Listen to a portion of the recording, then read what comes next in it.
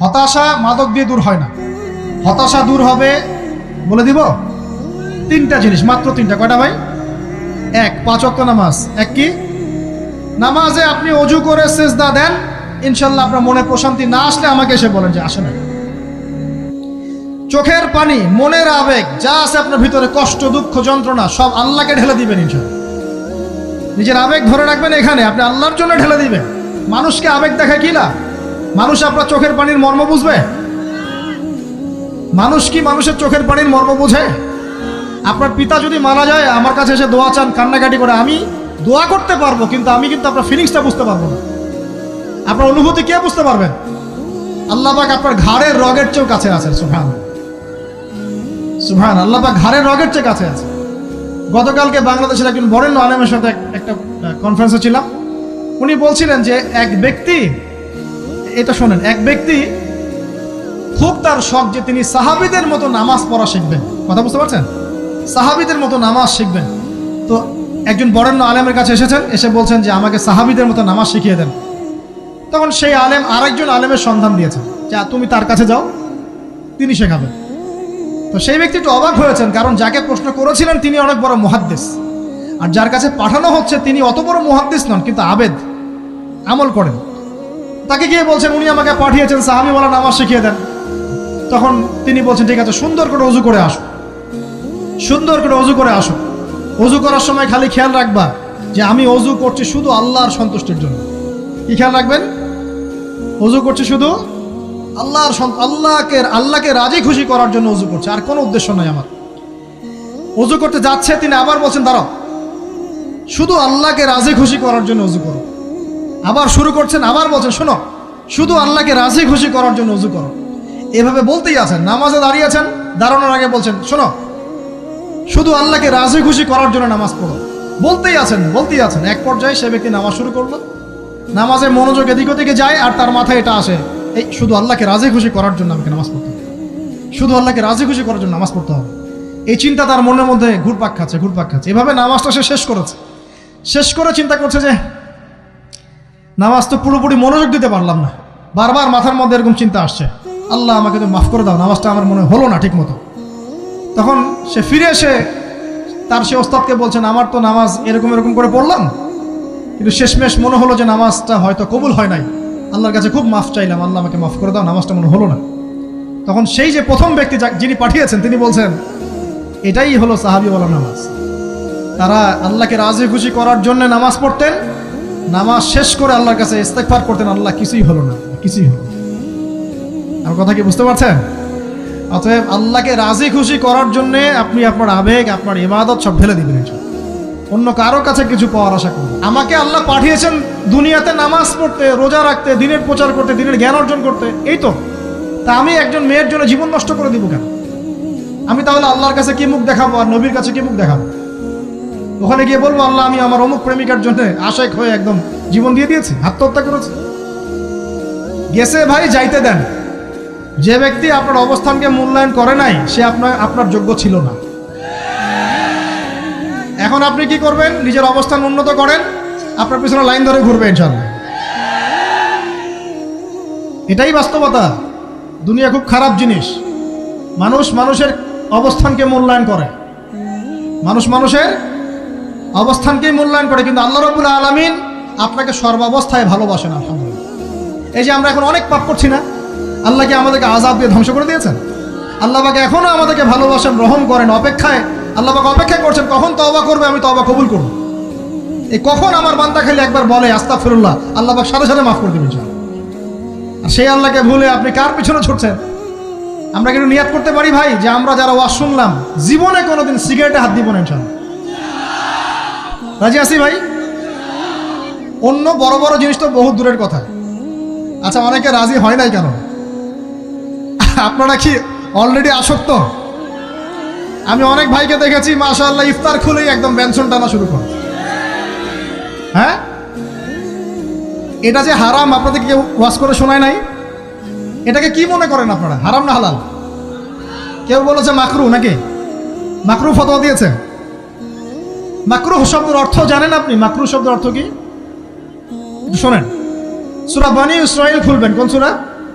সূরা বনী ইসরাঈল আল্লাহ পাক বলছেন, আমি বনু ইসরাঈলকে এই কাজগুলো করতে নিষেধ করেছেন। কোন কোন কাজ? জেনা করো না, জেনার ধার কাছে যেও না, এতিমের মাল আত্মসাৎ করো না, শিরিক করো না ইত্যাদি। যারা আলেম আছেন তারা আমার কথা বুঝবেন। এই কাজগুলোর পরে আল্লাহ পাক বলছেন যে এই প্রত্যেকটা কাজ আল্লাহর কাছে মাকরুহ, অপছন্দের। কিসের? অপছন্দ। আর এটাকে আপনি সহজ মনে করছেন? নিয়াত করি আল্লাহ পাকের সন্তুষ্টির জন্য আমরা কোনোদিনও মাদকের সাথে সম্পৃক্ত হব না ইনশাআল্লাহ। আর বিশ্বাস করেন, শুধুমাত্র মাদকদ্রব্য নিয়ন্ত্রণ অধিদপ্তর এই আইন কানুন এগুলো দিয়ে, জরিমানা দিয়ে মানুষকে মাদক ছাড়ানো যাচ্ছে না, যাবে না। কেন যাবে না এটা আপনারা খুব ভালো করেই জানেন, আমি বলতে চাচ্ছি না। অনেক সময় মাদক বিরোধী কনসার্ট করে মানুষ, মাদক বিরোধী কনসার্টে ওঠার আগে এক বোতল ডাইল খেয়ে আসে আগে। এগুলো কি বাস্তব কথা বলছি না অবাস্তব কথা বলছি? আমাদের যুবক ভাইরা কোশ্চিনকালেও মাদকের ধার কাছে যাবেন না ইনশাআল্লাহ। একটা হাদিস খালি মনে রাখেন, এই হাদিসটা মনে রাখেন। নবী সাল্লাল্লাহু আলাইহি ওয়াসাল্লাম বলেছেন, কেউ যদি মাদকদ্রব্য সেবন করে তার 40 দিনের নামাজ কবুল হবে না। সিগারেট একটা খেয়েছি, 40 দিন নামাজ নাই। এরপর যদি সে তওবা করে আল্লাহ মাফ করে দিবেন। আবার যদি মাদক খায় আবার 40 দিন কবুল হবে না। যদি আবার তওবা করে আল্লাহ মাফ করে দিবেন। আবারও যদি খায় আবারও 40 দিন কবুল হবে না। আবারও তওবা করলে আল্লাহ আবার মাফ করে দিবেন। চতুর্থবার সে যদি মাদক খায়, আল্লাহ রাসূল সাল্লাল্লাহু আলাইহি ওয়াসাল্লাম বলছেন, আল্লাহ পাক কিয়ামতের মাঠে তাকে তিনাতুল খাবাল পান করাবেন। কি পান করাবেন? তিনাতুল খাবাল। সাহাবীরা বললেন, ইয়া রাসূলুল্লাহ, এটা কি? তিনাতুল খাবাল কি? নবী সাল্লাল্লাহু আলাইহি ওয়াসাল্লাম বলছেন, এটা হচ্ছে জাহান্নামীদেরকে আযাব দেওয়ার পর তাদের রক্ত মাংসের যে পুঁজ বের হবে, এই যে ড্রিঙ্কস, জাহান্নামের হার্ড ড্রিঙ্কস, এই ড্রিঙ্কসের নাম হলো তিনাতুল খাবাল। আল্লাহ পাক আমাদের সবাইকে মাদক থেকে বাঁচিয়ে রাখুন। আমল হচ্ছে কোরআন তেলাওয়াত। যে ব্যক্তি কোরআন তেলাওয়াত করতে পারে নিয়মিত, তার মনের মধ্যে এই হতাশা, এই ভীরুতা, এই কাপুরুষতা কিচ্ছু আসবে না ইনশাআল্লাহ। আমি গ্যারান্টি দিচ্ছি আপনাকে, হতাশা আসবেই না আপনার মনে যদি আপনি কোরআন বুঝতে পারেন। কোরআনের একটা আয়াত নিয়ে কোনো সময় দেখা যায় 2-3 ঘন্টা সময় পার হয়ে যাচ্ছে, আয়াতটা ছেড়ে সামনে যেতে পারছি না। কোরআনের ভিতরে ঢুকলে আপনি দুনিয়ায় ভুলে যাবেন কি হচ্ছে আশপাশে। আমি এমন অনেক আলেমকে দেখেছি যে একটা বই, পাতলা একটা বই, আরবি বই নিয়ে পড়া শুরু করেছেন, যে ফজরের পরে জোহরের ওয়াক্ত হয়ে যাচ্ছে, বইটাই শেষ করতে পারেননি। বুঝতে পারবেন না, যখন আপনি ইলমের ভিতরে ঢুকে যাবেন, কোরআনের ভিতরে, হাদিসের ভিতরে, আপনার দুনিয়ার খেয়ালই নাই। একজন আলেম, তিনি এক রাত্রে একটা বই লিখেছিলেন, চটি বই, এক রাত্রের মধ্যে। বলা হচ্ছে, তার সম্পর্কে বলা হচ্ছে যে রাতের খাবার তাকে দেয়া হয়েছে, যে আপনি এটা খেয়ে নেন। খাবারটা পাশেই আছে, খাবারটা খাবো, এটা লিখে খাবারটা খাবো, এরকম তার চিন্তা ছিল। ফজর হয়ে গেছে, বই লেখাও শেষ, খাবার এই অবস্থায় পড়ে আছে, ডুবে গেছেন ভিতরে, খাওয়ার মাথায় খেয়াল নেই। এরকম হয়। একজন মনীষী, বিখ্যাত মনীষী, রিয়াদুস সালেহীন কিতাবের রাইটার, সংকলক আল্লামা নববী রাহিমাহুল্লাহ, এরকম সারা রাত চলে গেছে, পাশে 2টা খেজুর, ওই 2টা খেজুর খাওয়ারই সময় পান। হাদিস নিয়ে গবেষণা করতে রাত পার হয়ে গেছে। আমি বলতে চাচ্ছি, যখন ইলমের ভিতরে, কোরআন হাদিসের ভিতরে ঢুকে যাবেন, আপনার দুনিয়ার খেয়াল আপনার চলে যাবে ইনশাআল্লাহ। এই টেনশন, হতাশা, এই সেই বাদ, তখনই আল্লাহ পাক আপনাকে তার পক্ষ থেকে রহমত দিবেন, বরকত দিবেন, আল্লাহ আপনার দুনিয়ার কাজগুলো করে দিবেন ইনশাআল্লাহ। তখন দেখবেন কেউ আপনার দুনিয়ার ওই কাজটা করে দিয়েছে, কেউ ওই কাজটা করে দিয়েছে, কেউ বাসায় খাবার পাঠিয়ে দিয়েছে, আল্লাহ পাকই এগুলো করাই দিবেন ইনশাআল্লাহ। তো প্রিয় ভাইরা, মাদকে যাব না আল্লাহর কাছে আসবো? 2 নাম্বার কোরআন তেলাওয়াত, 3 নাম্বার আল্লাহর জিকির। 3 নাম্বার কি ভাই? আল্লাহর জিকির। চলতে ফিরতে সব সময় মুখ চলতে থাকবে, মুখ না চললেও মনে মনে মন তাজা থাকবে, মনে মনে জিকির হতে থাকবে। মনে মনে জিকির করতে পারেন? মুখ নড়বে না, কিন্তু মনে মনে আপনার একটা জিকির হতে থাকবে, সুবহানাল্লাহ, আলহামদুলিল্লাহ, লা ইলাহা ইল্লাল্লাহ, আল্লাহু আকবার। পারা যাবে?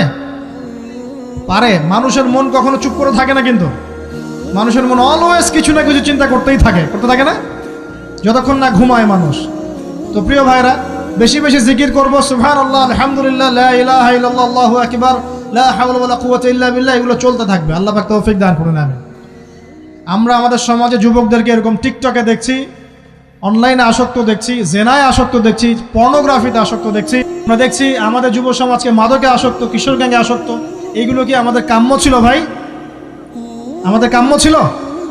এই অবস্থায় কি যুব সমাজ আল্লাহ পাকের দ্বীনের পতাকা হাতে নিয়ে আল্লাহর জমিনে দিন কায়েম করতে পারবে কিনা একটু আমাকে উত্তর দেন দেখি। এখন এই অবস্থায় পারবে? অতএব অবস্থার উন্নতি করতে হবে কিনা? উন্নতির জন্য রাজি আছি কিনা ইনশাআল্লাহ? আমরা চাই কি আল্লাহ পাকের দিনটা আল্লাহর জমিনে প্রতিষ্ঠা লাভ করুক, আল্লাহর দিন সবার ঘরে ঘরে পৌঁছে যাক, আল্লাহ পাকের দিনের যে সৌন্দর্য সবাই সেটাই, এই সৌরভটা সবাই পাক। আমরা চাই কিনা সমাজে শান্তি প্রতিষ্ঠা হোক, আবার সেই রাসূলের মতো যুগ চলে আসুক? আমরা চাই কিনা? অতএব আমাদের সবাইকে যৌবনের এই প্রলোভনগুলো থেকে বেরিয়ে এসে আল্লাহ পাকের ইবাদতে আত্মনিয়োগ করতে হবে। আল্লাহ পাক আমাদের সবাইকে তৌফিক দান করুন, বলি আমিন। আমাদের সবাইকে আল্লাহ রাব্বুল আলামিন কুরআন এবং হাদিসের গভীর জ্ঞান অর্জন করার তৌফিক দান করুন, বেশি থেকে বেশি ইবাদত করার তৌফিক দান করুন। আল্লাহ পাক সবাইকে হারাম সমস্ত রিজিক থেকে বাঁচিয়ে রাখুন, জেনা, ব্যভিচার এবং নারীর ফিতনা, মাদক থেকে আল্লাহ বাঁচিয়ে রাখুন। আল্লাহ পাক আমাদের সবাইকে হালাল রিজিক, হালাল সম্পর্ক যথেষ্ট করে দিন। আল্লাহ পাক আমাদের সবাইকে যেন দিনের দাওয়াতের মেহনত করার তৌফিক দান করেন এবং আলেম ওলামার সাথে পরামর্শ করে দিন শেখার এবং বোঝার তৌফিক দান করেন। যুবতী দিনী বোনদের জন্য, এখানে বোনরা আছেন না? আছেন কি না? দিনী বোনরা আছেন? একটা নসিহত দিনী বোনদের জন্য আমি একটা নসিহত করতে চাচ্ছি, একটা নসিহত। আমার এই একটা নসিহত একটু মন দিয়ে শুনুন প্রিয় দিনী বোন। রাসূলুল্লাহ সাল্লাল্লাহু আলাইহি ওয়াসাল্লাম আমাদের দিনী বোনদের জন্য জান্নাতে যাওয়ার একটা ফর্মুলা বলে দিয়েছেন। আমি কি বলবো সেটা? আচ্ছা, রাসূলুল্লাহ সাল্লাল্লাহু আলাইহি ওয়াসাল্লাম বলেছেন আমাদের দিনী বোনেরা, আমাদের মায়েরা, এই নারী জাতি মাত্র 4টা কাজ করলে জান্নাতের যে কোনো দরজা দিয়ে ইচ্ছা প্রবেশ করতে পারবে ইনশাআল্লাহ। খুশি হন নাই? কয়টা কাজ?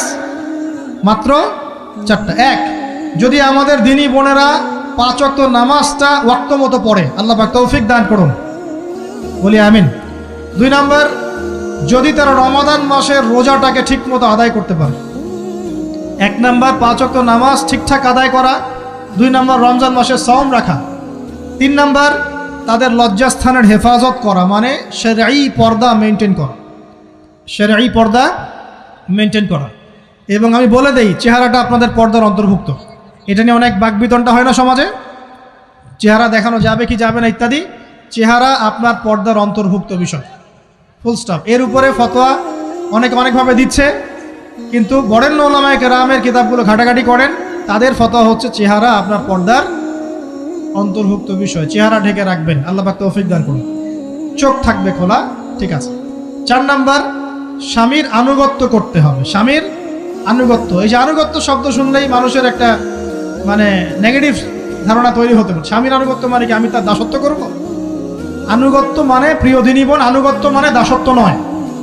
আনুগত্য মানে কোরআন সুন্নাহর যে বিধানগুলো আপনার স্বামী আপনাকে পালন করতে বলবে, আপনি সেগুলো করবেন, আপনি করতে বাধ্য।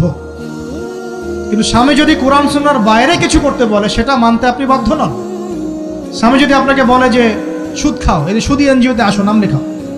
স্বামী যদি আপনাকে বলে যে আসো বেপরদায় বাইরে যাই, সাজুগুজু করে বের হও, চলো ঘুরে আসে বেপরদায়।